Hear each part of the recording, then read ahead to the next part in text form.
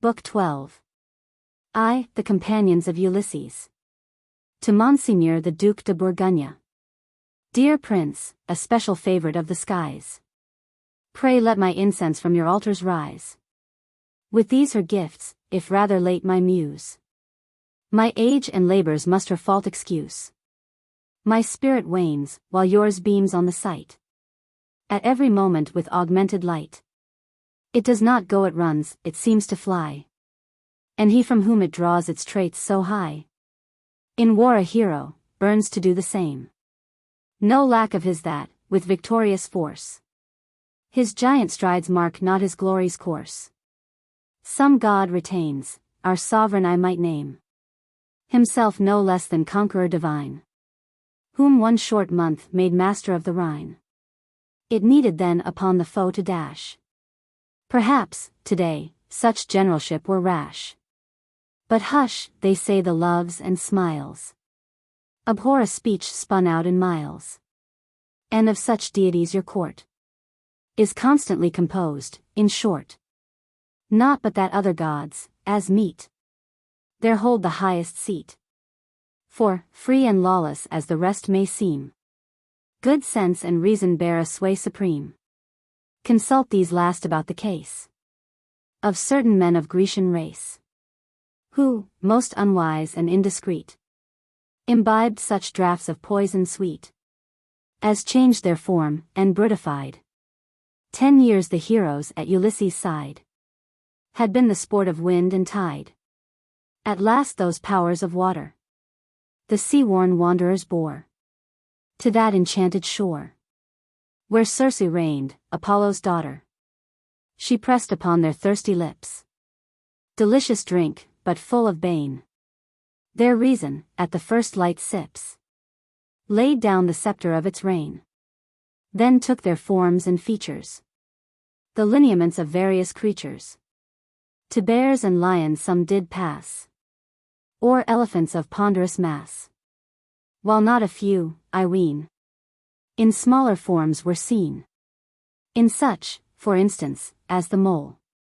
Of all, the sage Ulysses' soul had wit to shun that treacherous bull. With wisdom and heroic mien, and fine address, he caused the queen to swallow, on her wizard throne, a poison somewhat like her own. A goddess, she to speak her wishes dared, and hence, at once, her love declared. Ulysses, truly too judicious to lose a moment so propitious, besought that Circe would restore his Greeks the shapes that first they wore. Replied the nymph, but will they take them back? Go make the proffer to the motley pack. Ulysses ran, both glad and sure. That poisonous cup, cried he, hath yet its cure. And here I bring what ends your shame and pain. Will you, dear friends, be men again? Pray speak, for speech is now restored. No, said the lion, and he roared. My head is not so void of brains. Renounce shall I my royal gains? I've claws and teeth to tear my foes to bits. And, more than that, I'm king. Am I such gifts away to fling? To be but one of Ithaca's mere cits? In rank and file perhaps I might bear arms. In such a change I see no charms. Ulysses passes to the bear. How changed, my friend, from what you were. How sightly once. How ugly now. Humph. Truly how? Growled Bruin in his way. How else than as a bear should be, I pray? Who taught your stilted highness to prefer one form to every other, sir? Doth yours possess peculiar powers, the merits to decide, of ours? With all respect, I shall appeal my case to some sweet beauty of the bearish race. Please pass it by, if you dislike my face. I live content, and free from care. And, well remembering what we were, I say it, plain and flat. I'll change to no such state as that. Next to the wolf the princely Greek with flattering hope began to speak. Comrade, I blush, I must confess, to hear a gentle shepherdess complaining to the echoing rocks of that outrageous appetite, which drives you, night by night, to prey upon her flocks. You had been proud to guard her fold in your more honest life of old. Pray quit this wolfship, now you can, and leave the woods an honest man. But is there one? The wolf replied. Such man, I own, I never spied. You treat me as a ravenous beast. But what are you?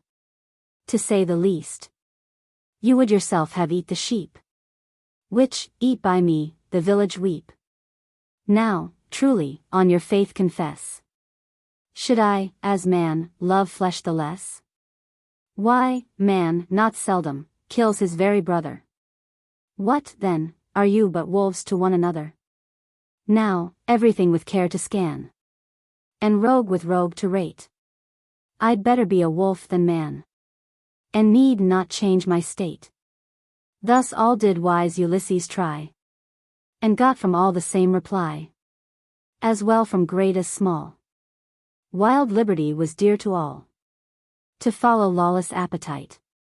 They counted their supreme delight, all banished from their thought and care, the glorious praise of actions fair. Where passion led, they thought their course was free. Self-bound, their chains they could not see. Prince, I had wished for you a theme to choose, where I might mingle pleasantry with use, and I should meet with your approving voice. No doubt, if I could make such choice. At last, Ulysses' crew were offered to my view, and there are like them not a few, who may for penalty await your censure and your hate. Duc de Bourgogne.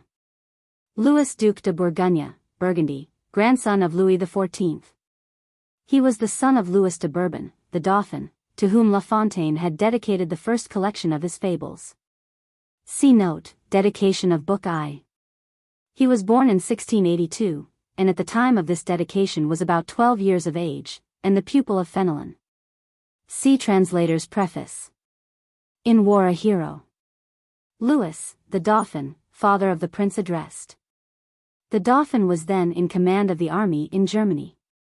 This fable was first printed in the Mercure Galant, December, 1690, where it had a few additional lines, which the author cut out on republication in his Exeath book. 2. The Cat and the Two Sparrows. To Monseigneur the Duc de Bourgogne. Contemporary with a sparrow tame. There lived a cat, from tenderest age. Of both, the basket and the cage had household gods the same. The bird's sharp beak full oft provoked the cat, who played in turn, but with a gentle pat, his wee friend sparing with a merry laugh, not punishing his faults by half. In short, he scrupled much the harm, should he with points his feral arm. The sparrow, less discreet than he, with dagger beak made very free. Sir Cat, a person wise and staid, excused the warmth with which he played, for 'tis full half of friendship's art, to take no joke in serious part. Familiar since they saw the light, mere habit kept their friendship good. Fair play had never turned to fight, till, of their neighborhood, another sparrow came to greet old Ratto grave and saucy Pete. Between the birds a quarrel rose, and Ratto took his side. A pretty stranger, with such blows, to beat our friend, he cried. A neighbor's sparrow eating ours. Not so, by all the feline powers, and quick the stranger he devours. Now, truly, saith Sir Cat, I know how sparrows taste by that. Exquisite, tender, delicate. This thought soon sealed the other's fate. But hence what moral can I bring? For, lacking that important thing, a fable lacks its finishing. I seem to see of one some trace, but still its shadow mocks my chase. Yours, Prince, it will not thus abuse, for you such sports, and not my muse. In wit, she and her sisters 8 would fail to match you with a mate. The story of this fable seems to come from a fable by Furetière, titled The Dog and the Cat. Antony Furetière was more famous as a lexicographer, and through his angry contention with the French Academy on the subject of his dictionary, than as a poet. He lived between 1620 and 1688. 3. The Miser and the Monkey. A man amassed. The thing, we know, doth often to a frenzy grow. No thought had he but of his minted gold. Stuff void of worth when unemployed, I hold. Now, that this treasure might the safer be, our miser's dwelling had the sea, as guard on every side from every thief.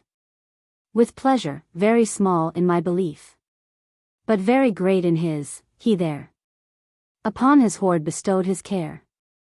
No respite came of everlasting recounting, calculating, casting, for some mistake would always come to mar and spoil the total sum. A monkey there, of goodly size, and then his lord, I think, more wise, some doubloons from the window threw, and rendered thus the count untrue. The padlocked room permitted its owner, when he quitted, to leave his money on the table. One day, bethought this monkey wise, to make the whole a sacrifice to Neptune on his throne unstable. I could not well award the prize between the monkey's and the miser's pleasure, derived from that devoted treasure. With some, Don Bertrand, would the honor gain, for reasons it were tedious to explain. One day, then, left alone, that animal, to mischief prone, coin after coin detached, a gold Jacobus snatched, or Portuguese doubloon, or silver ducatoon, or noble, of the English rose, and flung with all his might those discs, which oft excite the strongest wishes mortal ever knows. Had he not heard, at last, the turning of his master's key, the money all had passed the same short road to sea, and not a single coin but had been pitched into the gulf by many a wreck enriched. Now, God preserve full many a financier, whose use of wealth may find its likeness here. The story is traced to the episode in Tristan l'Hermite's romance titled Le Page Disgracie, treating of the monkey and Master Robert. L'Hermite lived 1601 to 1655. 4. The Two Goats. Since goats have browsed, by freedom fired, to follow fortune they've aspired, to pasturage they're wont to roam, where men are least disposed to come. If any pathless place there be, or cliff, or pendant precipice, 'tis there they cut their capers free. There's naught can stop these dames, I wis. Two goats, thus self-emancipated, the white that on their feet they wore, looked back to noble blood of yore. Once quit the lowly meadows, sated, and sought the hills, as it would seem, in search of luck. By luck they met each other at a mountain stream, as bridge a narrow plank was set, on which, if truth must be confessed, two weasels scarce could go abreast. And then the torrent, foaming white, as down it tumbled from the height, might well those Amazons affright, but maugre such a fearful rapid. Both took the bridge, the goats intrepid. I seem to see our Louis Grand and Philip the Fourth advance to the Isle of Conference, that lies 'twixt Spain and France, each sturdy for his glorious land. Thus each of our adventurers goes, till foot to foot, and nose to nose, somewhere about the midst they meet, and neither will an inch retreat. For why? They both enjoyed the glory of ancestors in ancient story. The one, a goat of peerless rank, which, browsing on Sicilian bank, the Cyclop gave to Galatea. The other famous Amalthea, the goat that suckled Jupiter, as some historians aver, for want of giving back, in troth. A common fall involved them both, a common accident, no doubt, on fortune's changeful route. This and several others of the fables in the Aesop book are taken from the themes of the Duc de Bourgogne, afterwards published in Robert's Fables Inedites. These themes were the joint composition of Fenelon, his pupil the infant Duc de Bourgogne, and La Fontaine, and were first used in the education of the Duke.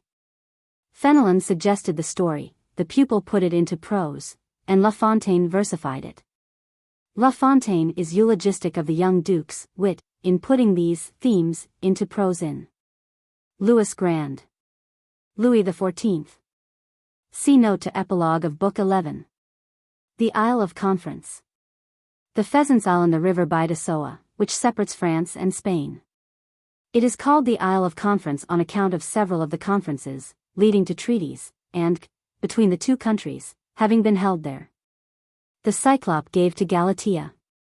Polyphemus and Galatea, vide Theocritus, Idyll 11. Amalthea. Another story is that Amalthea was not a goat, but a nymph of Crete, who fed the infant Jupiter with goat's milk. In the original the last lines differ from those in the version of La Fontaine's Ouvres Posthumes, published in 1696, the year after the poet's death.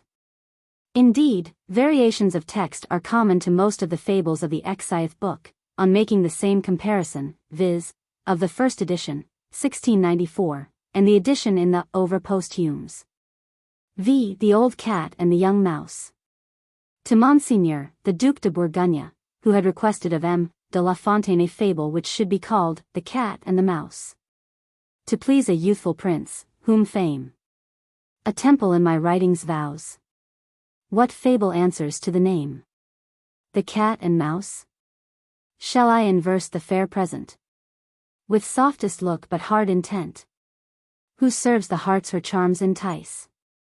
As does the cat its captive mice? Or make my subject fortune's sport?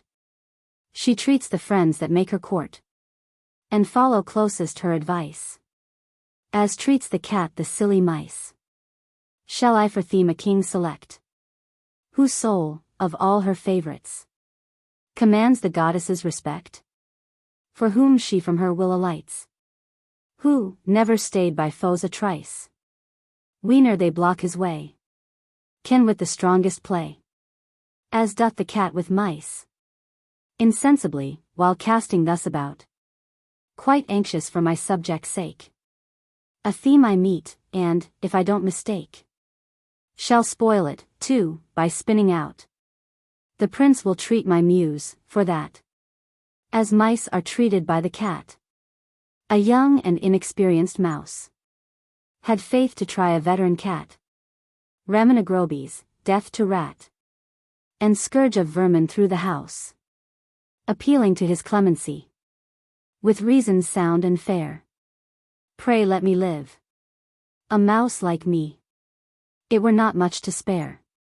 Am I, in such a family, a burden?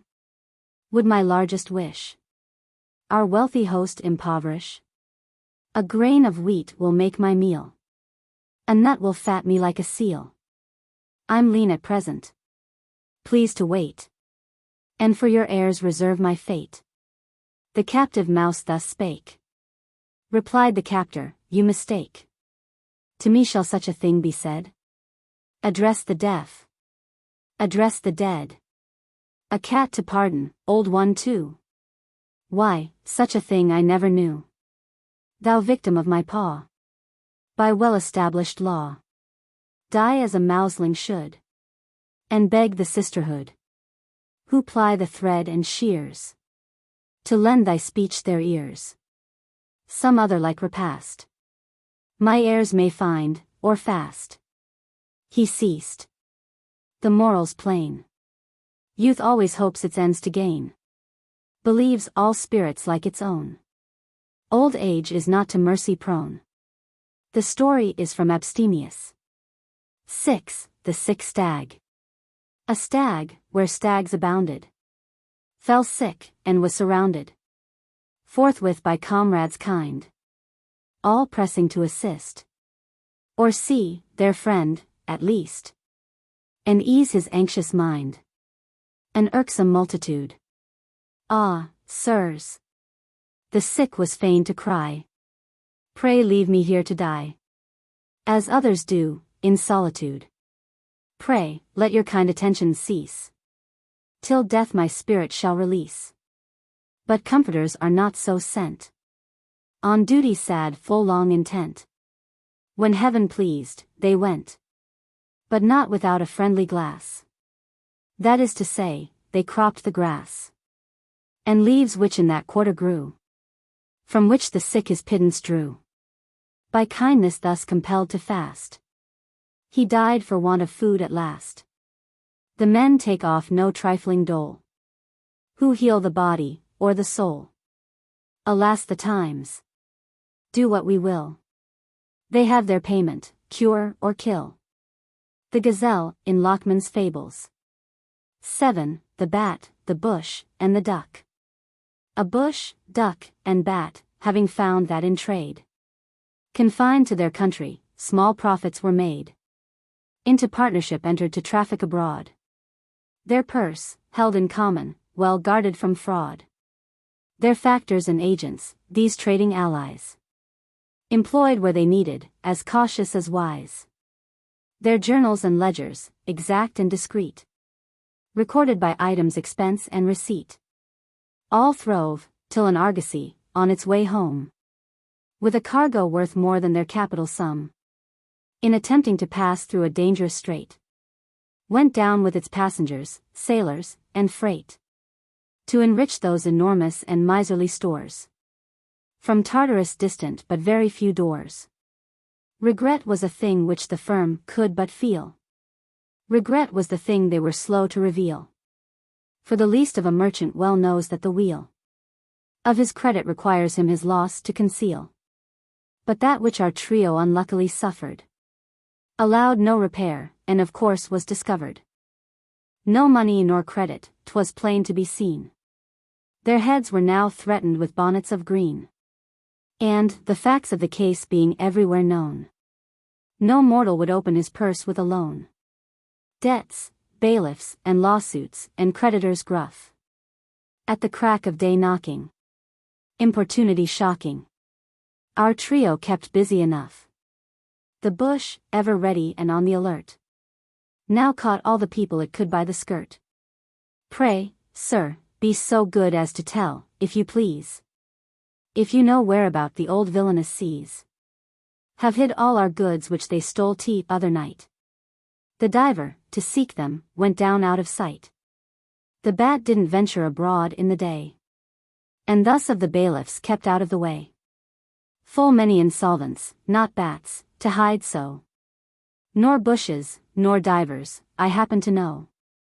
But even grand seigneurs, quite free from all cares, by virtue of brass, and of private backstairs. Aesop, with bonnets of green, such as insolvent debtors were anciently required to wear, in France, after making cession of their effects, in order to escape imprisonment. Translator. The custom also prevailed in Italy. 8. The quarrel of the dogs and cats, and that of the cats and mice. Enthroned by an eternal law, hath discord reigned throughout the universe. In proof, I might from this our planet draw 1,000 instances diverse, within the circle of our view. This queen hath subjects not a few, beginning with the elements.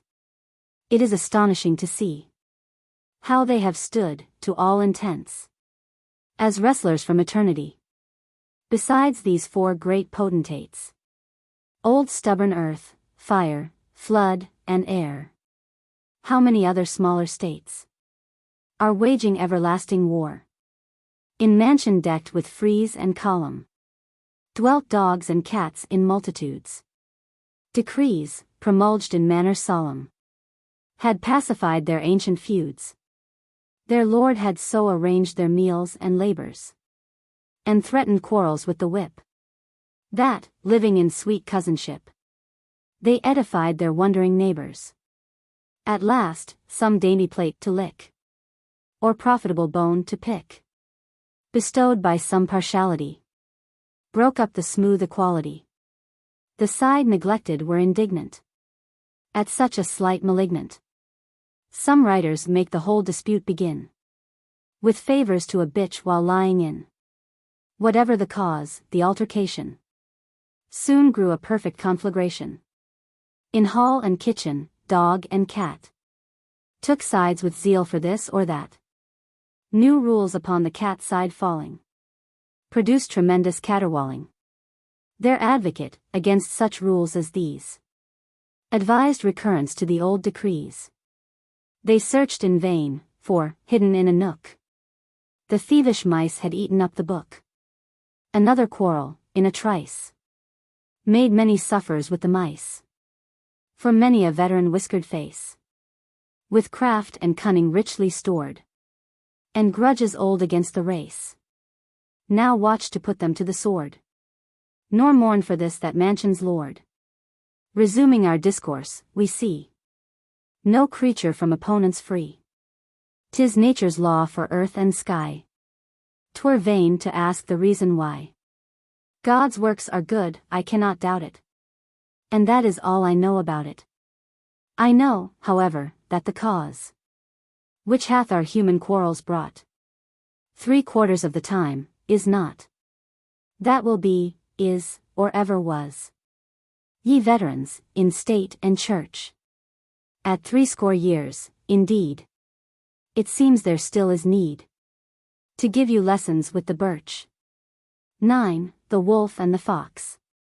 Whence comes it that there liveth not a man contented with his lot? Here's one who would a soldier be, whom soldiers all with envy see. A fox to be a wolf once sight, with disappointments mortified. Who knows but that, his wolfship cheap, the wolf himself would be a sheep? I marvel that a prince is able, at 8, to put the thing in fable, while I, beneath my 70 snows, forge out, with toil and time, the same in labored rhyme, less striking than his prose, the traits which in his work we meet. A poet, it must be confessed, could not have half so well expressed. He bears the palm as more complete. 'Tis mine to sing it to the pipe. But I expect that when the sands of time have made my hero ripe, he'll put a trumpet in my hands. My mind but little doth aspire to prophecy, but yet it reads on high, that soon his glorious deeds full many Homers will require, of which this age produces few. But, bidding mysteries adieu, I try my powers upon this fable new. Dear wolf, complained a hungry fox, a lean chick's meat, or veteran cock's, is all I get by toil or trick. Of such a living I am sick. With far less risk, you've better cheer. A house you need not venture near. But I must do it, spite of fear. Pray, make me master of your trade, and let me by that means be made the first of all my race that took fat mutton to his larder's hook. Your kindness shall not be repented. The wolf quite readily consented. I have a brother, lately dead. Go fit his skin to yours, he said. 'Twas done, and then the wolf proceeded. Now mark you well what must be done. The dogs that guard the flock to shun. The fox the lessons strictly heeded. At first he boggled in his dress, but awkwardness grew less and less, till perseverance gave success. His education scarce complete, a flock, his scholarship to greet, came rambling out that way. The new-made wolf his work began. Amidst the heedless nibblers ran, and spread a sore dismay. Such terror did Patroclus spread, when on the Trojan camp and town, clad in Achilles' armor dread, he valiantly came down. The matrons, maids, and aged men all hurried to the temples then. The bleeding host now surely thought that 50 wolves were on the spot. Dog, shepherd, sheep, all homeward fled, and left a single sheep in pawn, which Renard seized when they were gone. But, ere upon his prize he fed, there crowed a cock near by, and down the scholar threw his prey and gown. that he might run that way the faster, forgetting lessons, prize, and master. How useless is the art of seeming. Reality, in every station, is through its cloak at all times gleaming, and bursting out on fit occasion. Young prince, to your unrivalled wit, my muse gives credit, as is fit, for what she here hath labored with, the subject, characters, and pith. A prince. The infant Duc de Bourgogne. See note to Table 4, Book 12. The context shows that La Fontaine was over 70 when this fable was written. Patroclus. In the Trojan War, when Achilles, on his difference with Agamemnon, remained inactive in his tent, Patroclus, his friend, put on Achilles' armor dread, and so caused dire alarm to the Trojans, who thought that Achilles had at last taken the field. The lobster and her daughter. The wise, sometimes, as lobsters do, to gain their ends back foremost go. It is the rower's art. And those commanders who mislead their foes do often seem to aim their sight just where they don't intend to smite. My theme, so low, may yet apply to one whose fame is very high, who finds it not the hardest matter 100-headed league to scatter. What he will do, what leave undone, are secrets with unbroken seals, till victory the truth reveals. Whatever he would have unknown is sought in vain. Decrees of fate forbid to check, at first, the course which sweeps at last with torrent force. One Jove, as ancient fables state, exceeds 100 gods in weight. So fate and Lewis would seem able the universe to draw, bound captive to their law. But come we to our fable. A mother lobster did her daughter chide. For shame, my daughter. Can't you go ahead? And how go you yourself? The child replied, can I be but by your example led? Head foremost should I, singularly, wend, while all my race pursue the other end. She spoke with sense, for better or for worse. Example has a universal force. To some it opens wisdom's door, but leads to folly many more. Yet, as for backing to one's aim, when properly pursued, the art is doubtless good, at least in grim Bellona's game. Aesop, also in Avianus. Louis XIV. 11. The Eagle and the Magpie. The eagle, through the air a queen, and one far different, I ween, in temper, language, thought, and mien. The magpie once a prairie crossed. The by-path where they met was drear, and Madge gave up herself for lost. But having dined on ample cheer, the eagle bade her, never fear. You're welcome to my company.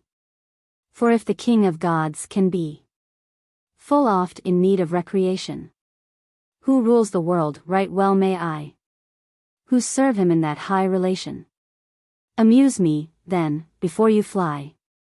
Our cackler, pleased, at quickest rate, of this and that began to prate. Not he of whom old Flaccus writes, the most impertinent of wights, or any babbler, for that matter, could more incontinently chatter. At last she offered to make known, a better spy had never flown. All things, whatever she might see, in travelling from tree to tree. But, with her offer little pleased, nay, gathering wrath at being teased, for such a purpose, never rove. Replied impatient bird of Jove. Adieu, my cackling friend, adieu. My court is not the place for you. Heaven keep it free from such a bore. Madge flapped her wings, and said no more. 'Tis far less easy than it seems, an entrance to the great to gain. The honor oft hath cost extremes of mortal pain. The craft of spies, the tattling art, and looks more gracious than the heart, are odious there. But still, if one would meet success, of different parishes the dress He, like the pie, must wear. Abstemious. 12. The king, the kite, and the falconer. To His August Highness, Monseigneur the Prince de Conti. The gods, for that themselves are good. The like in mortal monarchs would. The prime of royal rights is grace. To this eon sweet revenge gives place. So thinks your highness, while your wrath its cradle for its coffin hath. Achilles no such conquest knew. In this a hero less than you. That name indeed belongs to none, save those who have, beneath the sun, their 100 generous actions done. The golden age produced such powers, but truly few this age of ours. The men who now the topmost sit are thanked for crimes which they omit. For you, unharmed by such examples, 1,000 noble deeds are winning temples, wherein Apollo, by the altar fire, shall strike your name upon his golden lyre. The gods await you in their azure dome. One age must serve for this your lower home. One age entire with you would Hymen dwell. Oh, that his sweetest spell for you a destiny may bind, by such a period scarce confined. The princess and yourself no less deserve. Her charms as witnesses shall serve. As witnesses, those talents high, poured on you by the lavish sky, outshining all pretense of peers, throughout your youthful years. A Bourbon seasons grace with wit, to that which gains esteem, in mixture fit. He adds a portion from, above, wherewith to waken love. To paint your joy my task is less sublime. I therefore turn aside to rhyme. What did a certain bird of prey, a kite, possessor of a nest antique, was caught alive one day? It was the captor's freak, that this so rare a bird should on his sovereign be conferred. The kite, presented by the man of chase, with due respect, before the monarch's face, if our account is true, immediately flew, and perched upon the royal nose. What? On the nose of majesty? Aye, on the consecrated nose did he. Had not the king his scepter and his crown? Why, if he had, or had not, 'twere all one. The royal nose, as if it graced a clown, was seized. The things by courtiers done, and said, and shrieked, 'twere hopeless to relate. The king in silence sate. An outcry, from a sovereign king, were quite an unbecoming thing. The bird retained the post where he had fastened. No cries nor efforts his departure hastened. His master called, as in an agony of pain, presented lure and fist, but all in vain. It seemed as if the cursed bird, with instinct most absurd, in spite of all the noise and blows, would roost upon that sacred nose. The urging off of courtiers, pages, master, but roused his will to cling the faster. At last he quit, as thus the monarch spoke. Give egress hence, imprimis, to this kite, and, next, to him who aimed at our delight. From each his office we revoke. The one as kite we now discharge, the other, as a forester at large. As in our station it is fit, we do all punishment remit. The court admired. The courtiers praised the deed, in which themselves did but so ill succeed. Few kings had taken such a course. The fowler might have fared far worse. His only crime, as of his kite, consisted in his want of light about the danger there might be in coming near to royalty. Forsooth, their scope had wholly been within the woods. Was that a sin? By Pilpay this remarkable affair is placed beside the Ganges flood. No human creature ventures, there, to shed of animals the blood. The deed not even royalty would dare. No, we, they say, both lord and liege. This bird saw not the Trojan siege. Perhaps a hero's part he bore, and there the highest helmet wore. What once he was, he yet may be. Taught by Pythagoras are we, that we our forms with animals exchange. We're kites or pigeons for a while, then biped plodders on the soil. And then, as volatile, again, the liquid air we range. Now since two versions of this tale exist, I'll give the other if you list. A certain falconer had caught a kite, and for his sovereign thought the bird a present rich and rare. It may be once a century such game is taken from the air, for 'tis the pink of falconry. The captor pierced the courtier crowd with zeal and sweat, as if for life of such a princely present proud. His hopes of fortune sprang full rife, when, slap, the savage made him feel his talons, newly armed with steel, by perching on his nasal member, as if it had been senseless timber. Out shrieked the white, but peals of laughter, which threatened ceiling, roof, and rafter, from courtier, page, and monarch broke. Who had not laughed at such a joke? From me, so prone am I to such a sin, an empire had not held me in. I dare not say, that, had the Pope been there, he would have joined the laugh sonorous. But sad the king, I hold, who should not dare to lead, for such a cause, in such a chorus. The gods are laughers, spite of ebon brows. Jove joints the laugh which he allows. As history saith, the thunderer's laugh went up when limping Vulcan served the nectar cup. Whether or not immortals here are wise, good sense, I think, in my digression lies. For, since the moral's what we have in view, what could the falconer's fate have taught us new? Who does not notice, in the course of things, more foolish falconers than indulgent kings? Bid pay. Prince de Conti. This was Francis Louis, Prince de la Roche-sur-Yon and de Conti, another of La Fontaine's great friends at court. He was born in Paris, 1664, and died in 1709. Would Hymen dwell? An allusion to the marriage of the prince with Marie Theresa de Bourbon, Mdli de Blois, the daughter of the king and Lavalier, which took place in 1688.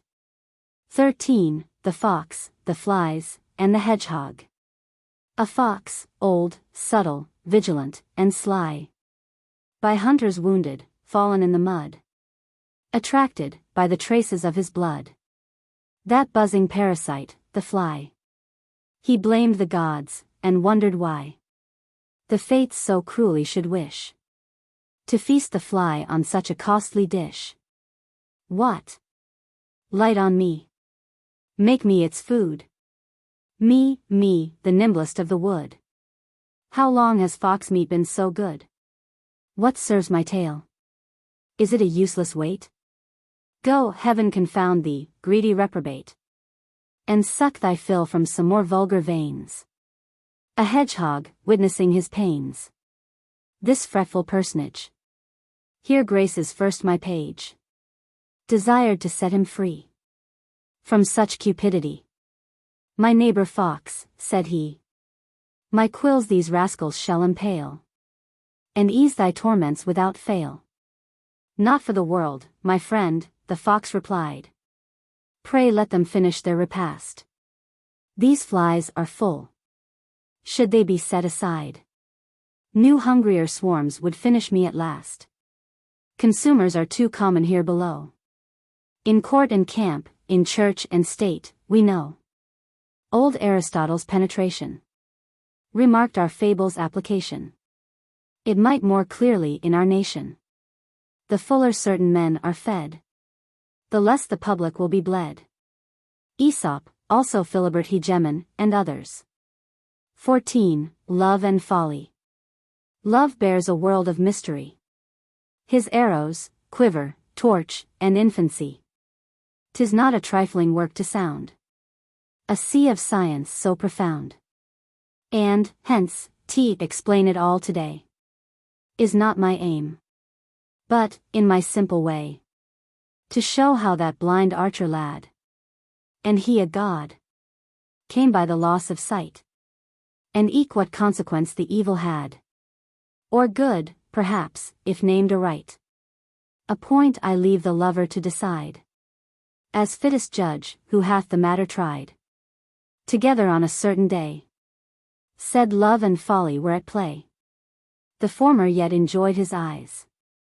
Dispute arose. Love thought it wise before the council of the gods to go, where both of them by birth held stations. But folly, in her lack of patience, dealt on his forehead such a blow as sealed his orbs to all the light of heaven. Now Venus claimed that vengeance should be given, and by what force of tears yourselves may guess. The woman and the mother sought redress. The gods were deafened with her cries. Jove, Nemesis, the stern assize of Orcus, all the gods, in short, from whom she might the boon extort. The enormous wrong she well portrayed. Her son a wretched groper made. An ugly staff his steps to aid. For such a crime, it would appear, no punishment could be severe.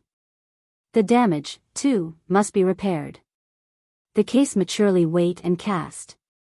The public weal with private squared. Poor folly was condemned at last, by judgment of the court above, to serve for aye as guide to love. It is thought that La Fontaine owed somewhat of his idea of this fable to one of the poems of Louise Lab, the beautiful ropemaker, as she was called, who lived between 1526 and 1566. This fable was first published in the collection of the Works in Prose and Verse of the Sieurs Malcroix and La Fontaine, issued by the joint authors in 1685. C. 4M. de Malcroix. 15. The Raven, the Gazelle, the Tortoise, and the Rat. To Madame de la Sablière. A temple I reserved you in my rhyme. It might not be completed but with time. Already its endurance I had grounded upon this charming art, divinely founded, and on the name of that divinity, for whom its adoration was to be. These words I should have written o'er its gate. To Iris is this palace consecrate, not her who served the Queen divine, for Juno's self, and he who crowned her bliss, had thought it for their dignity, I wis, to bear the messages of mine.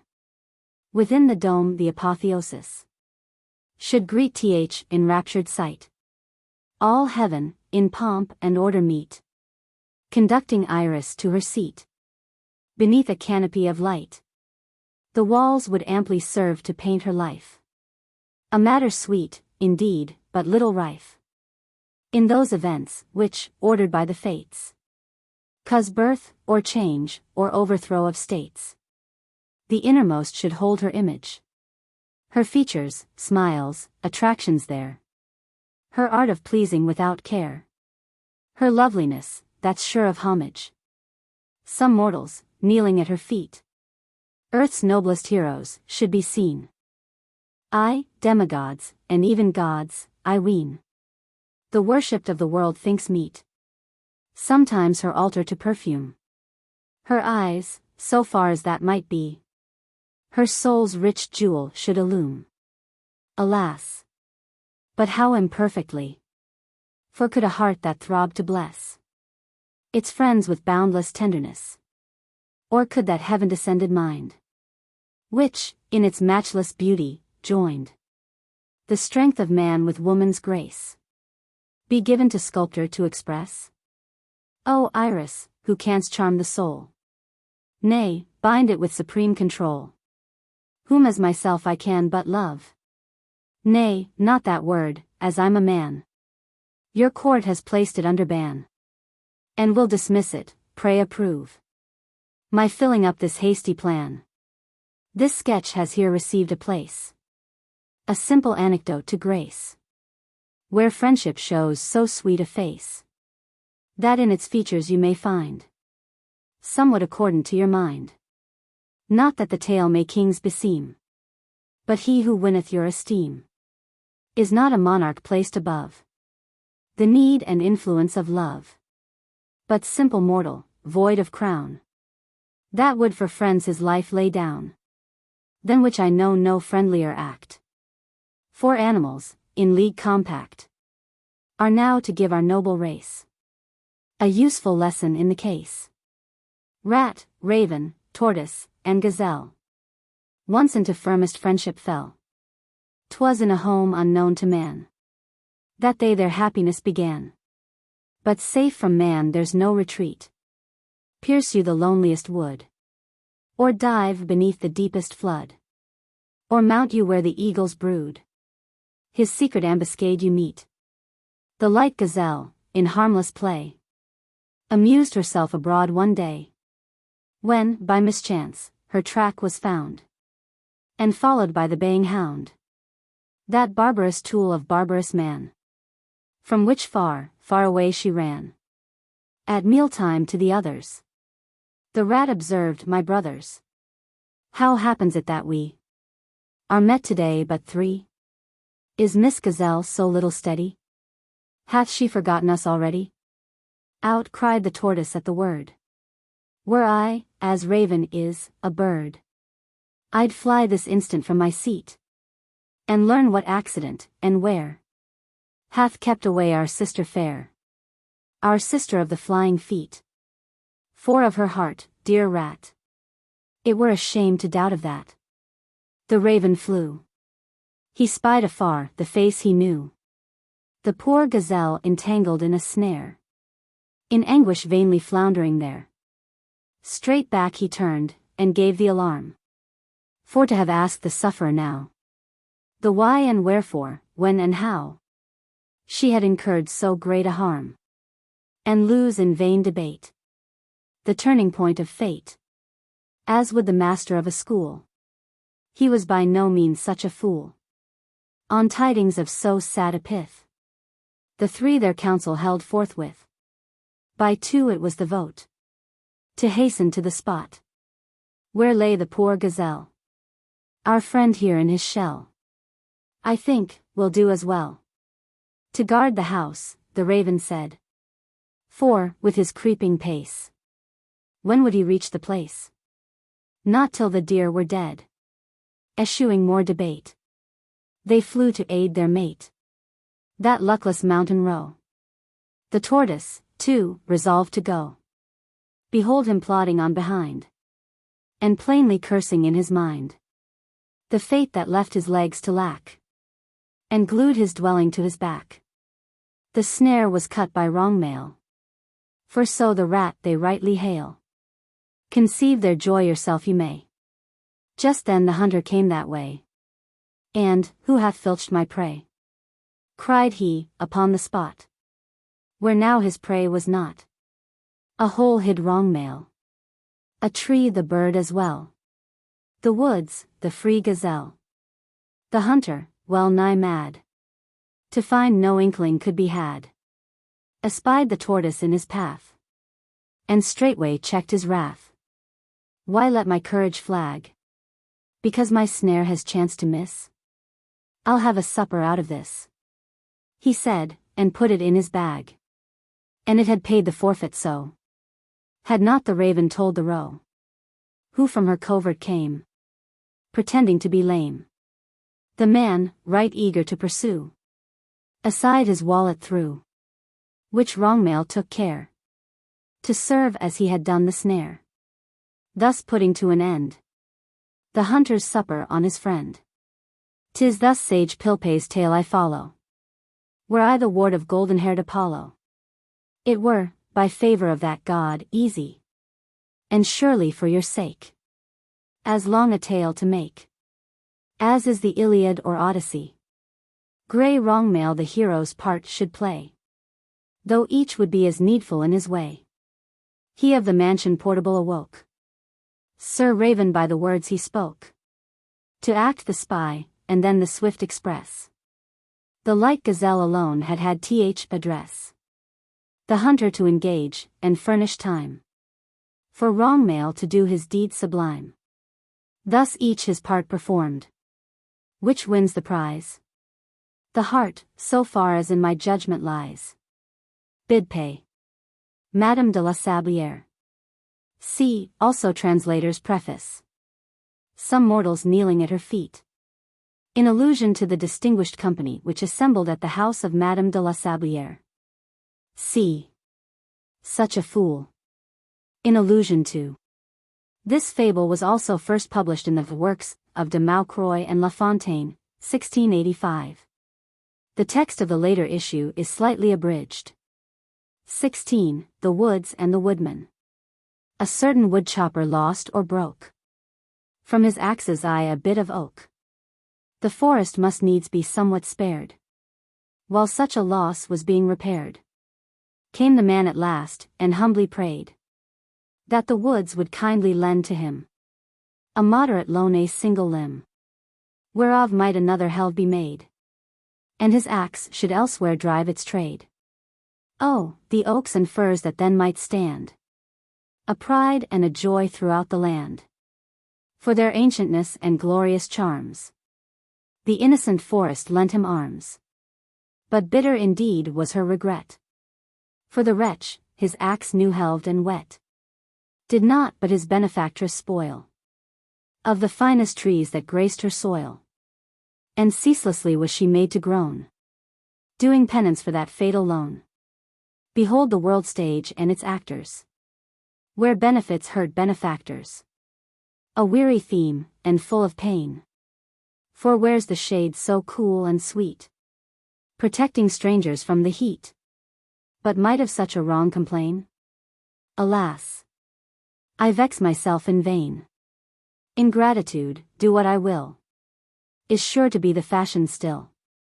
First published in 1685, in the works of de Maucroix and La Fontaine, a statement applying also to several of the remaining fables.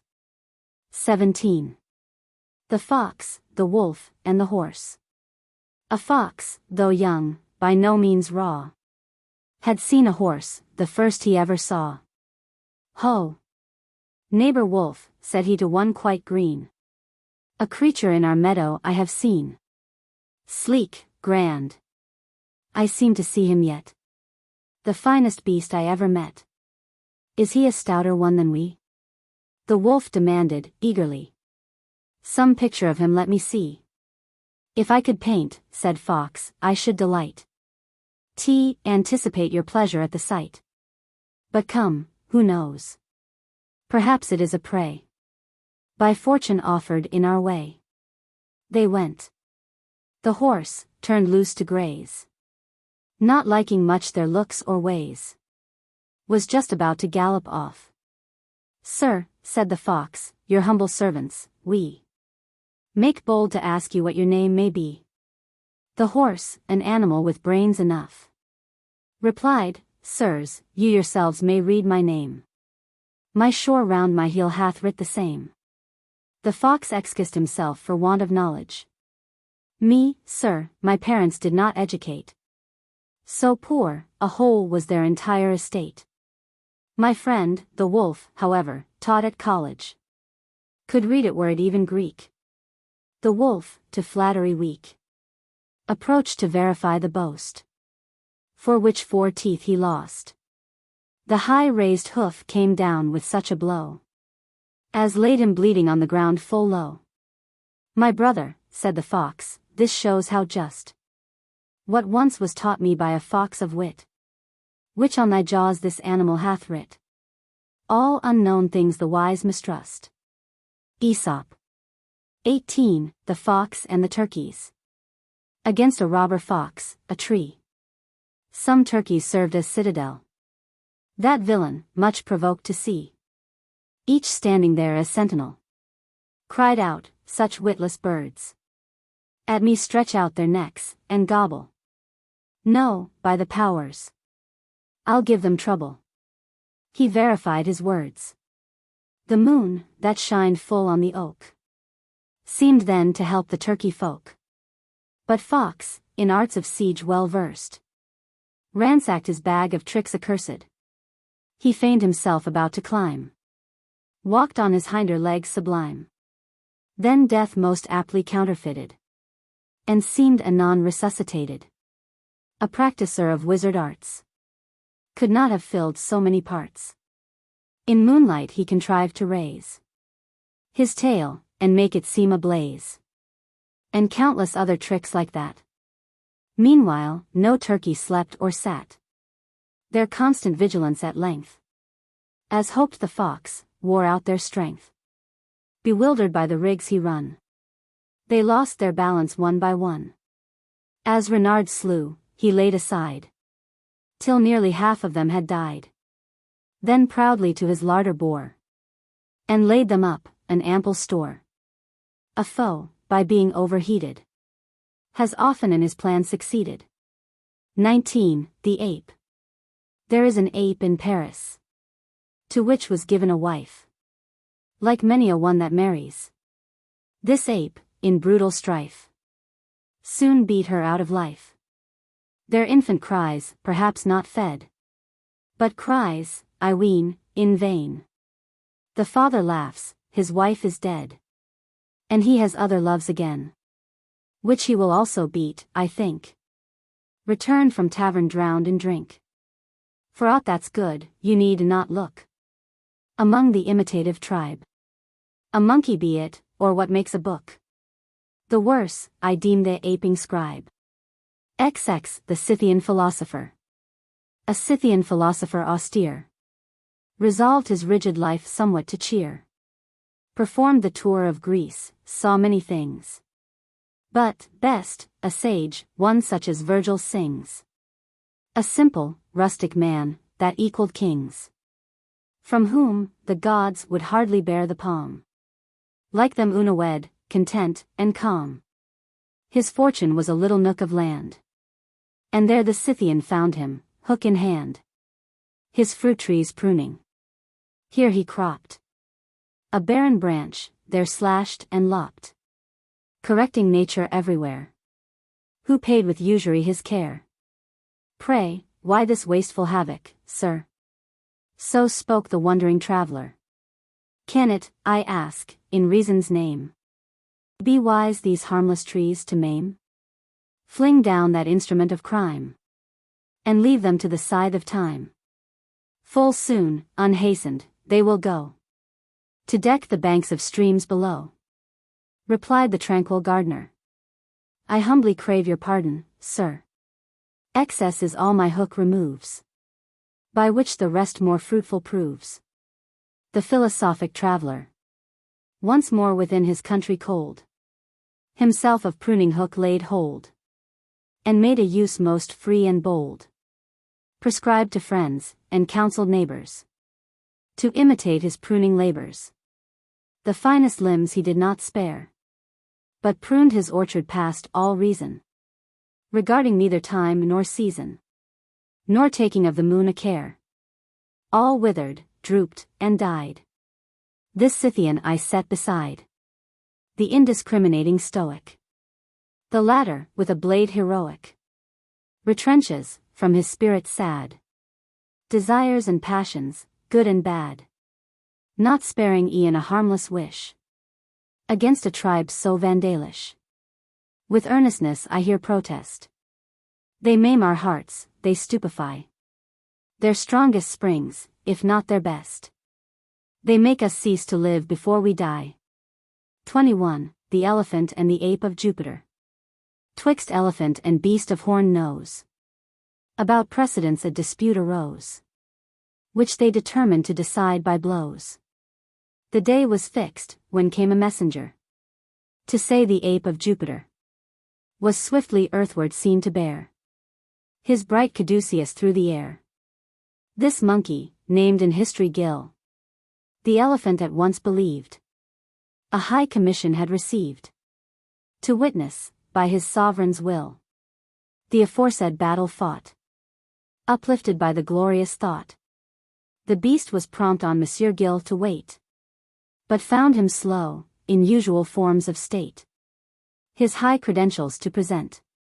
The ape, however, ere he went, bestowed a passing salutation. His Excellency would have heard the subject matter of legation, but not a word. His fight, so far from stirring heaven, the news was not received there, even. What difference sees the impartial sky between an elephant and fly? Our monarch, doting on his object, was forced himself to break the subject. My cousin Jupiter, said he, will shortly, from his throne supreme, a most important combat see. For all his court a thrilling theme. What combat? Said the ape, with serious face. Is't possible you should not know the case? The elephant exclaimed, not know, dear sir. That Lord Rhinoceros disputes with me precedence of the brutes? That Elephantus is at war with savage hosts of rhinocer? You know these realms, not void of fame? I joy to learn them now by name. Returned Sir Gill, for, first or last, no lisp of them has ever passed throughout our domes so blue and vast.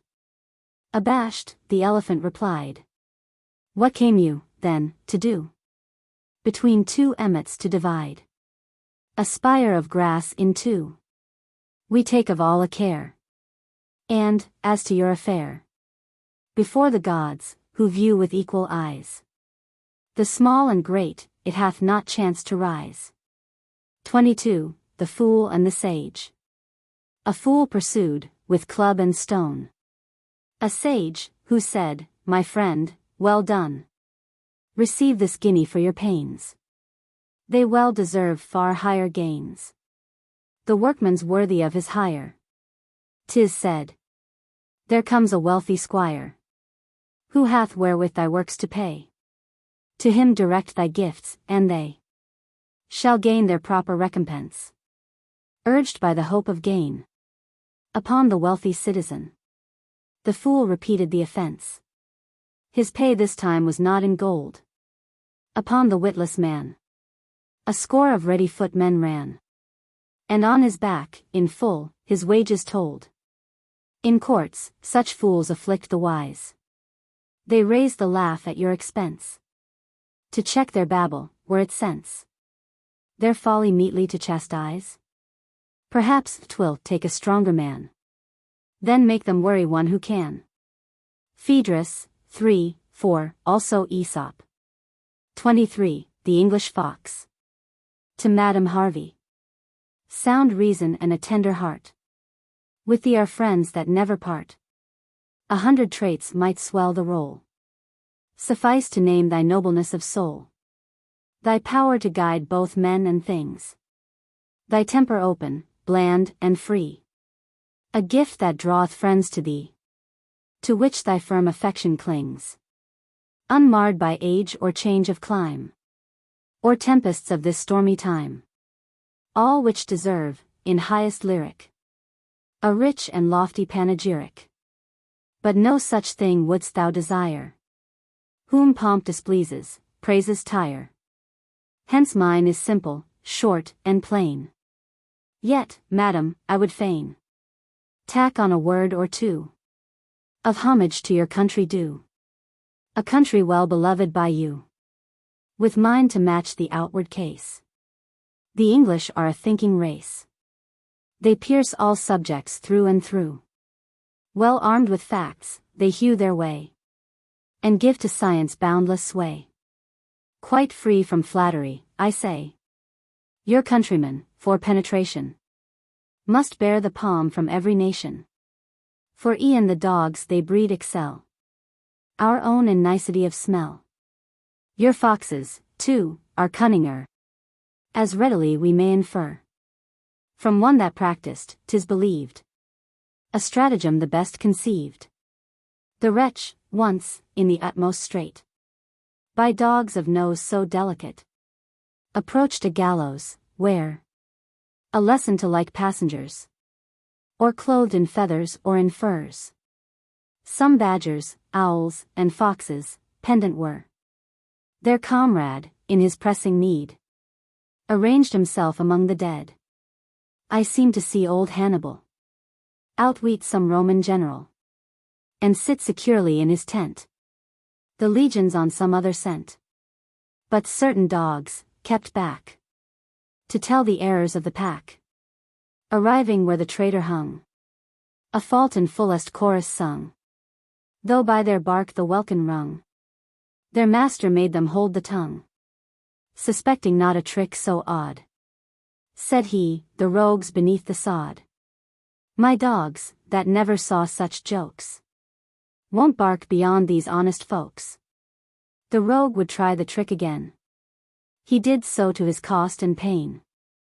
Again with dogs the welkin rings. Again our fox from gallows swings. But though he hangs with greater faith, this time, he does it to his death. So uniformly is it true. A stratagem is best when new. The hunter had himself been hunted. So apt a trick had not invented. Not that his wit had been deficient. With that, it cannot be denied. Your English folks are well provisioned, but wanting love of life sufficient. Full many an Englishman has died. One word to you, and I must quit my much inviting subject. A long eulogium is a project, for which my lyre is all unfit. The song or verse is truly rare, which can its meed of incense bear, and yet amuse the general ear, or wing its way to lands afar. Your prince once told you, I have heard, an able judge, as rumor says, that he one dash of love preferred to all a sheet could hold of praise. Accept is all I crave the offering, which here my muse has dared to bring. Her last, perhaps, of earthly acts. She blushes at its sad defects. Still, by your favor of my rhyme, might not the selfsame homage please, the while the dame who fills your northern clime with winged emigrants sublime from Cytherea's isle? By this, you understand, I mean love's guardian goddess, Mazarine Abstemious Madame Harvey, an English lady, née Montague, the widow of an officer of Charles II of England, who is said to have died at Constantinople. She was a visitor at the English embassy in Paris, and moved in the highest circles generally of that city, a circumstance which enabled La Fontaine to make her acquaintance and secure her as one of his best friends and patrons. She died in 1702. Your prince, Charles II of England. Cytherea's Isle, where Venus was worshipped. Goddess Mazarine. The Duchess de Mazarine, niece to the Cardinal. She was at this time in England, where she died, at Chelsea, in 1699. She married the Duc de la Meilleraye, but it was stipulated that she should adopt the name and arms of Mazarine. 24. The Sun and the Frogs. Long from the monarch of the stars, the daughters of the mud received support and aid, nor dearth nor wars. Meanwhile, their teeming nation grieved. They spread their empire far and wide, through every marsh, by every tide. The queens of swamps I mean no more than simply frogs, great names are cheap, caballed together on the shore, and cursed their patron from the deep, and came to be a perfect bore. Pride, rashness, and ingratitude, the progeny of fortune good, soon brought them to a bitter cry, the end of sleep for earth and sky. Their clamors, if they did not craze, would truly seem enough to raise all living things to mutiny against the power of nature's eye. The sun, according to their croak, was turning all the world to smoke. It now behoved to take alarm, and promptly powerful troops to arm. Forthwith in haste they sent their croaking embassies. To all their states they went, and all their colonies, to hear them talk, the all that rides upon this whirling ball of men and things, was left at stake upon the mud that skirts a lake. The same complaint, in fens and bogs, still ever strains their lungs. And yet these much complaining frogs had better hold their tongues. For, should the sun in anger rise, and hurl his vengeance from the skies, that kingless, half-aquatic crew, their impudence would sorely rue. Phaedrus, I, 6, gives another version of the same story. The Sun. This fable has reference to the current troubles between France and the Dutch. Louis XIV. Is the sun. He had adopted the sun as his emblem. 25. The League of the Rats. A mouse was once in mortal fear of a cat that watched her portal near. What could be done in such a case? With prudent care she left the catship, and courted, with a humble grace, a neighbor of a higher race, whose lordship, I should say his ratship, lay in a great hotel, and who had boasted oft, 'tis said, of living wholly without dread. Well, said this braggart, well, Dame Mouse, what should I do? Alone I cannot rout the foe that threatens you. I'll rally all the rats about, and then I'll play him such a trick.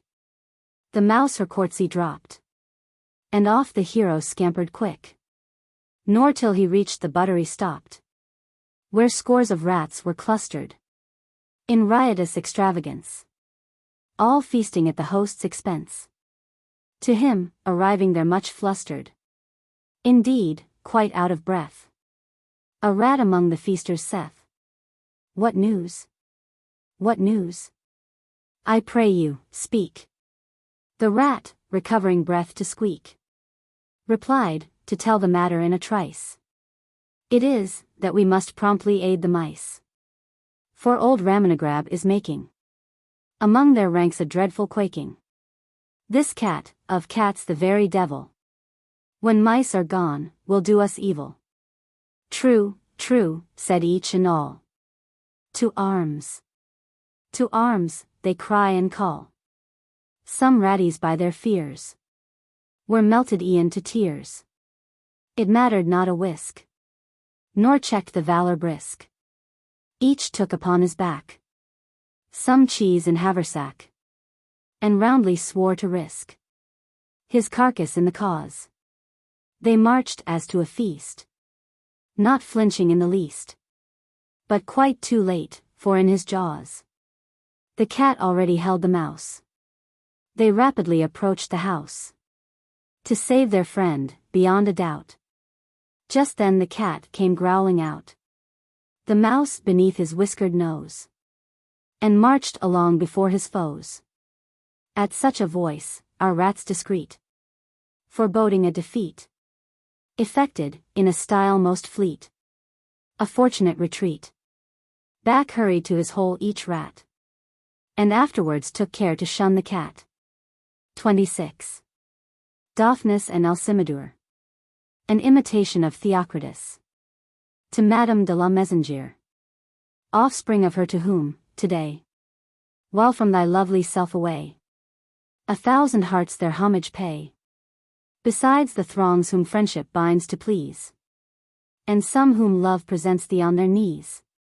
A mandate which I cannot thrust aside, between you both impels me to divide some of the incense which the dews distill upon the roses of a sacred hill, and which, by secret of my trade, is sweet and most delicious made. To you, I say, but all to say would task me far beyond my day. I need judiciously to choose, thus husbanding my voice and muse, whose strength and leisure soon would fail.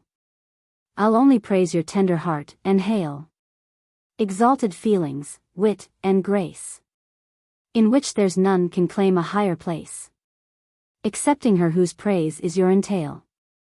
Let not too many thorns forbid to touch these roses, I may call them such. If love should ever say as much, by him it will be better said, indeed. And they who his advices will not heed, scourge fearfully will he, as you shall shortly see. A blooming miracle of yore despised his godship's sovereign power. They called her name Alcimedure, a haughty creature, fierce and wild. She sported, nature's tameless child. Rough paths her wayward feet would lead to darkest glens of mossy trees, or she would dance on daisied mead, with naught of law but her caprice. A fairer could not be, nor crueler, than she, still charming in her sternest mien, e'en when her haughty look debarred What had she been to lover in? The fortress of her kind regard. Daphnis, a high-born shepherd swain, had loved this maiden to his bane. Not one regardful look or smile, nor e'en a gracious word, the while, relieved the fierceness of his pain. O'er-wearied with a suit so vain, his hope was but to die. No power had he to fly. He sought, impelled by dark despair, the portals of the cruel fair. Alas! The winds his only listeners were. The mistress gave no entrance there. No entrance to the palace where, ingrate, against her natal day, she joined the treasures sweet and gay. In garden or in wild wood grown, to blooming beauty all her own. I hoped, he cried, before your eyes I should have died. But, ah! Too deeply I have won your hate. Nor should it be surprising news to me that you should now refuse to lighten thus my cruel fate. My sire, when I shall be no more, is charged to lay your feet before the heritage your heart neglected. With this my pasturage shall be connected, my trusty dog, and all that he protected. And, of my goods which then remain, my mourning friends shall rear a fane. There shall your image stand, midst rosy bowers, reviving through the ceaseless hours. An altar built of living flowers. Near by, my simple monument shall this short epitaph present. Here Daphnis died of love. Stop, passenger, and say thou, with a falling tear, this youth here fell, unable to endure the ban of proud Alcimadure. He would have added, but his heart now felt the last, the fatal dart. Forth marched the maid, in triumph decked, and of his murder little recked. In vain her steps her own attendants checked, and plead that she, at least, should shed upon her lover dead some tears of due respect. The rosy god, of Cytherea born, she ever treated with the deepest scorn, contemning him, his laws, and means of damage. She drew her train to dance around his image. When, woeful to relate, the statue fell, and crushed her with its weight. A voice forth issued from a cloud, an echo bore the words aloud, throughout the air wide spread. Let all now love the insensible is dead. Meanwhile, down to the Stygian tide, the shade of Daphnis hied, and quaked and wondered there to meet the maid, a ghostess, at his feet. All Erebus awakened wide, to hear that beauteous homicide, beg pardon of the swain who died, for being deaf to love confessed, as was Ulysses to the prayer of Ajax, begging him to spare, or as was Dido's faithless guest.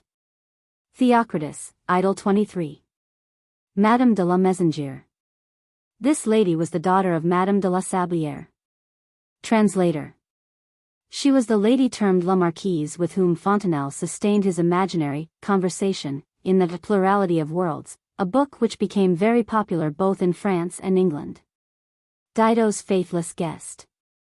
Aeneas, with whom Dido, according to Virgil and Ovid, was in love, but who loved not, and sailed away. 27. The Arbiter, the Almoner, and the Hermit. 3 saints, for their salvation jealous, pursued, with hearts alike most zealous, by routes diverse, their common aim. All highways lead to Rome, the same.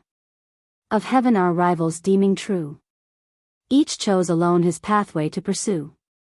Moved by the cares, delays, and crosses, attached to suits by legal process, one gave himself as judge, without reward, for earthly fortune having small regard. Since there are laws, to legal strife, man damns himself for half his life. For half, 3/4, perhaps the whole. The hope possessed our umpire's soul, that on his plan he should be able to cure this vice detestable. The second chose the hospitals. I give him praise, to solace pain. Is charity not spent in vain? While men in part are animals. The sick for things went then as now they go. Gave trouble to the almoner, I trow. Impatient, sour, complaining ever. As racked by rheum, or parched with fever. His favorites are such and such. With them he watches overmuch. And lets us die, they say. Such sore complaints from day to day were not to those that did await the reconciler of debate. His judgments suited neither side. Forsooth, in either party's view, he never held the balance true, but swerved in every cause he tried. Discouraged by such speech, the arbiter betook himself to see the almoner. As both received but murmurs for their fees, they both retired, in not the best of moods, to break their troubles to the silent woods, and hold communion with the ancient trees. There, underneath a rugged mountain, beside a clear and silent fountain, a place revered by winds, to sun unknown, they found the other saint, who lived alone. Forthwith they asked his sage advice. Your own, he answered, must suffice. Who but yourself your wants should know? To know one's self, is, here below, the first command of the Supreme. Have you obeyed among the bustling throngs? Such knowledge to tranquility belongs. Elsewhere to seek were fallacy extreme. Disturb the water, do you see your face? See we ourselves within a troubled breast? A murky cloud in such a case, though once it were a crystal vase. But, brothers, let it simply rest, and each shall see his features there impressed. For inward thought a desert home is best. Such was the hermit's answer brief. And, happily, it gained belief. But business, still, from life must not be stricken, since men will doubtless sue at law, and sicken. Physicians there must be, and advocates, whereof, thank God, no lack the world awaits. While wealth and honors are the well-known baits. Yet, in the stream of common wants when thrown, what busy mortal but forgets his own? Oh, you who give the public all your care, be it as judge, or prince, or minister, disturbed by countless accidents most sinister, by adverse gales abased, debased by fair. Yourself you never see, nor see you ought. Comes there a moment's rest for serious thought? There comes a flatterer too, and brings it all to naught. This lesson seals our varied page. Oh, may it teach from age to age. To kings I give it, to the wise propose. Where could my labors better close? This fable was first printed in the Recueil de vers choices du Pays Bouhours, published in 1693, and afterwards given as the last of La Fontaine's Book 12. Finus. Index to the Fables. A. Abdera, People of, and Democritus. Acorn and Pumpkin. Aesop and the Will. Adder and Man. Adventurers and Talisman. Advantage of Knowledge. Alcimadure and Daphnis. Almoner, Arbiter, and Hermit. Amaranth and Thyrsis. Animal in the Moon. Animals, Monkey, and Fox. Animals sending tribute, and animals sick of the plague. Ant and Dove. Ant and Fly. Ant and Grasshopper. Ape of Jupiter and Elephant. Ape of Paris. Arbiter, Almoner, and Hermit. Ass and Dog. Ass and his masters. Ass and Horse. Ass and Lion, hunting. Ass and Little Dog. Ass and Old Man. Ass and Thieves. Ass bearing relics. Ass, dead, and 2 dogs. Ass in lion's skin. Ass loaded with sponges, and the ass loaded with salt. Ass, miller, and son. Asses, 2, lion, and monkey. Astrologer who fell into a well. Atheist and oracle. Bat, bush, and duck. Bat and 2 weasels. Bear and gardener. Bear and lioness. Bear and 2 companions. Bees and hornets. Beetle and eagle. Belly and members. Bird wounded by an arrow. Birds, little, and swallow. Bitch and her friend. Boreas and Phoebus. Boy and schoolmaster. Bulls, two, and frog. Burier and his comrade. Bust and fox. Camel and floating sticks. Candle, wax. Capon and falcon. Cartman in the mire. Cat and fox. Cat and monkey. Cat and old rat. Cat and rat. Cat and two sparrows. Cat, cockerel, and mouse. Cat, eagle, and wild sow. Cat metamorphosed to a woman. Cat, old, and young mouse. Cat, weasel, and young rabbit. Cats and dogs, and quarrel of the charlatan. Child and fortune. Coach and fly. Cobbler and financier. Cock and fox. Cock and pearl. Cockerel, cat, and young mouse. Cocks and partridge. Cocks, the two. Combat of rats and weasels. Companions of Ulysses. Cook and swan. Cormorant and fishes. Corpse and curate. Council held by the rats. Countryman and serpent. Court of the lion. Curate and corpse. Dairy woman and pot of milk. Daphnis and Alcimadure. Death and the dying. Death and the unfortunate. Death and woodchopper. Democritus and the people of Abdera. Depositary, the faithless. Discord. Doctors. Dog and ass. Dog and wolf. Dog carrying his master's dinner. Dog, farmer, and fox. Dog, lean, and wolf. Dog, little, and ass. Dog who lost the substance for the shadow. Dog with his ears cut off. Dogs, cats, and the quarrel of the dogs, the two, and dead ass. Dolphin and monkey. Dove and ant. Doves, the two. Duck, bat, and bush. Ducks and tortoise. Dragon of many heads, and dragon of many tails. Dream of the mogul. Drunkard and his wife. Eagle and beetle. Eagle and magpie. Eagle and owl. Eagle and raven.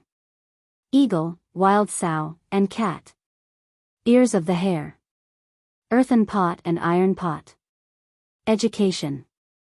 Elephant and ape of Jupiter. Elephant and rat. English fox.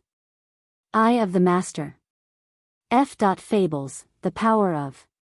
Falcon and capon. Falconer, king, and kite. Farmer and Jupiter. Farmer, dog, and fox. File and serpent. Financier and cobbler. Fish, little, and fisher. Fishes and cormorant. Fishes and joker. Fishes and shepherd who played the flute. Flea and man. Floating sticks and camel. Flies, fox, and hedgehog. Fly and ant. Fly and coach. Folly and love. Fool and sage. Fool who sold wisdom. Forest and woodman. Fortune and the boy. Fortune, ingratitude towards. Fortune tellers. Fortune, the man who ran after, and fowler, hawk, and lark. Fox and bust. Fox and cat. Fox and cock. Fox, farmer, and dog. Fox and goat. Fox and grapes. Fox and raven. Fox and sick lion. Fox and stork. Fox and turkeys. Fox and wolf. Fox and wolf before the monkey. Fox, English. Fox, flies, and hedgehog. Fox, lion, and wolf. Fox, monkey, and animals. Fox, two rats, and egg. Fox with his tail cut off. Fox, wolf, and horse. Friends, the two. Frog and rat. Frog and two bulls. Frog who would be as big as the ox.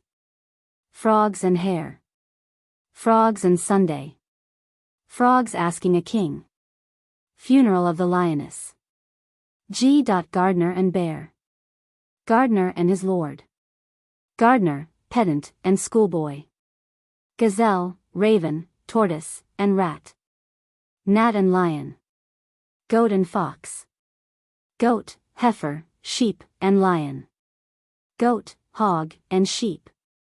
Goat, kid, and wolf. Goats, the two. Gods wishing to educate a son of Jupiter. Gout and spider. Grapes and fox. Grasshopper and ant. H. Hard to suit, against the. Hare and frogs. Hare and partridge. Hare and tortoise. Hare, ears of the. Hawk, fowler, and lark. Head and tail of the serpent. Hedgehog, fox, and flies. Heifer, sheep, goat, and lion. Hen with golden eggs. Hermit, arbiter, and almoner. Heron. Hog, goat, and sheep. Hornets and honeybees. Horoscope. Horse and ass. Horse and stag. Horse and wolf. Horse, fox, and wolf. Hunter and lion.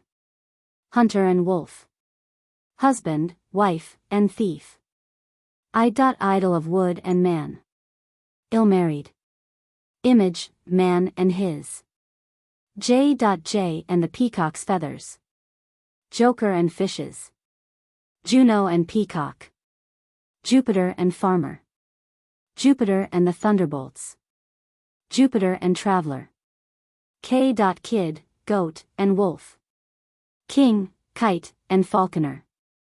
King and shepherd. King, his son, and the two parrots. King's son, merchant, noble, and shepherd. Kite and nightingale. Kite, king, and falconer. Knowledge, the use of. L. Lamb and wolf. Lark and her young ones, and k. Lark, fowler, and hawk. League of the rats. Leopard and monkey. Lion. Lion and ass hunting. Lion, goat, heifer, and sheep. Lion and gnat. Lion and hunter. Lion and rat. Lion and shepherd. Lion beaten by man. Lion, court of the. Lion going to war. Lion grown old. Lion in love. Lion, monkey, and two asses. Lion, the sick, and fox.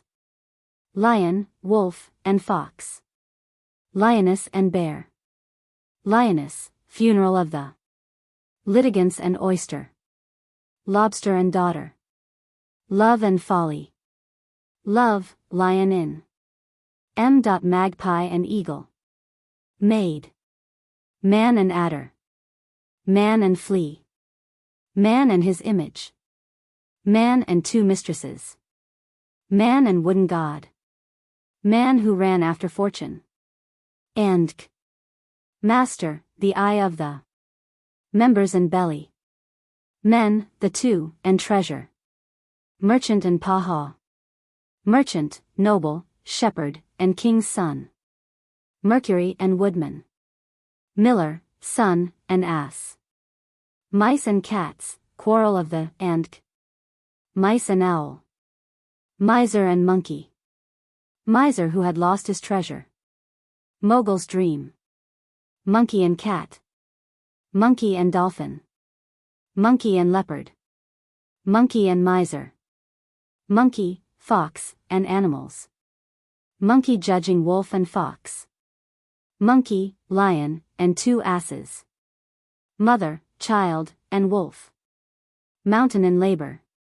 Mouse, cockerel, and cat. Mouse metamorphosed into a maid. Mouse, young, and cat. Mule boasting of his genealogy. Mules, the two. N. Nightingale and kite. Nobleman, merchant, shepherd, and king's son. Nothing too much. O can read. Old cat and young mouse. Old man and ass. Old man and his sons. Old man and 3 young ones. Old woman and 2 servants. Oracle and the atheist. Owl and eagle. Owl and mice. Oyster and litigants. Oyster and rat. Parrots, the 2, the king, and his son. Partridge and cocks. Partridge and hare. Paha and merchant. Peacock complaining to Juno. Pearl and cock. Peasant of the Danube. Pedant, schoolboy, and gardener. Philomel and Progny. Phoebus and Boreas. Pigeons and vultures. Pigeons, the 2. Plowman and his sons. Pot of earth and the pot of iron. Pot of milk and dairy woman. Power of fables. Pumpkin and acorn. Quarrel of the dogs and cats, and R. Rabbit, cat, and weasel. Rabbits. Rat and cat. Rat and elephant. Rat and frog. Rat and lion. Rat and oyster. Rat, city, and country rat. Rat, old, and cat. Rat retired from the world. Rat, tortoise, raven, and gazelle. Rats and weasels, combat of. Rats, council of the. Rats, league of the. Rats, 2, fox, and egg. Raven wishing to imitate the eagle. Raven and fox. Raven, tortoise, gazelle, and rat. Reed and oak. River and torrent. Robber, husband, and wife. Sage and fool. Satyr and traveler. Schoolboy, pedant, and gardener. Schoolmaster and boy. Sculptor and statue of Jupiter. Scythian philosopher. The shepherd and the. Serpent and countryman. Serpent and file. Serpent, head and tail of. Servants, 2, and old woman. Sheep and wolves. Sheep, heifer, goat, and lion. Sheep, hog, and goat. Shepherd and his flock. Shepherd and king. Shepherd and lion. Shepherd and sea. Shepherd and wolf. Shepherd, merchant, noble, and king's son. Shepherd who played the flute, and fishes. Shepherds and wolf. Simonides preserved by the gods. Socrates, the words of. Wild, cat, and eagle. Sparrows, 2, and cat. Spider and gout. Spider and swallow. Stag and horse. Stag and vine. Stag seeing himself in the water. Stag, sick. Stork and fox. Stork and wolf. Sun and frogs. Swallow and little birds. Swallow and spider. Swan and cook. Talisman and 2 adventurers. Thieves and ass. Thyrsus and amaranth. Tortoise and hare. Tortoise and 2 ducks. Tortoise, gazelle. Raven, and rat. Torrent and river. Traveler and Jupiter. Traveler and satyr. Treasure and 2 men. Turkeys and fox. Ulysses, companions of. Unfortunate and death. Vine and stag. Vultures and pigeons. Wallet. Wax candle. Weasel, cat, and rabbit. Weasel in a granary. Weasels, 2, and bat. Weasels and rats, combat of. Widow, the young. Wild sow, eagle, and cat. Will explained by Aesop. Wishes. Wolf and dog. Wolf and fox. Wolf and fox at the well. Wolf and fox before the monkey. Wolf and horse. Wolf and hunter. Wolf and lamb. Wolf and lean dog. Wolf and shepherds. wolf and stork. Wolf, fox, and horse. Wolf, goat, and kid. Wolf, lion, and fox. Wolf, mother, and child. Wolf turned shepherd. Wolves and sheep. Woman drowned. Women and the secret. Woodchopper and death. Woodman and forest. Woodman and Mercury.